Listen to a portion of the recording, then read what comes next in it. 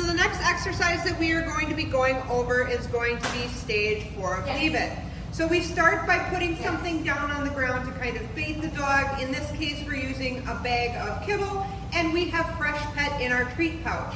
So the most important criteria of this exercise is whatever food we have in our hands is going to be of higher value than what we are asking the dog to leave.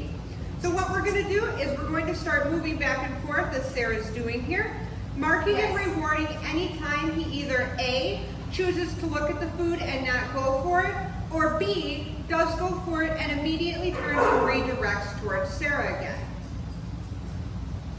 So right there, he's going to go for it, a little bit of light pressure on the leash, and he turns right around. So we want to remember that for this exercise, we want the leash to be a seat belt and not a steering wheel. So it's there for emergencies, so the dog can't just get to whatever is on the floor, but we don't want to be dragging the dog around. We want him to be making the conscious choice to leave food that is on the floor.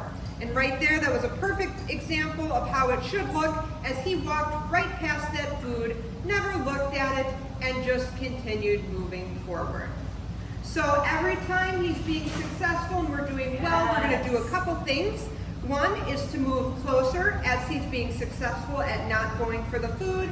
And the next thing is to make it harder by doing something like opening the bag up, spilling food on the floor, and even upgrading to items like people food, as long as whatever we have in our hands is of higher value.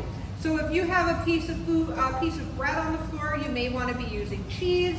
If you have a steak on the floor, you're going to want to have at least steak in your pocket to work on this. Yes, good boy. What a good boy. Okay.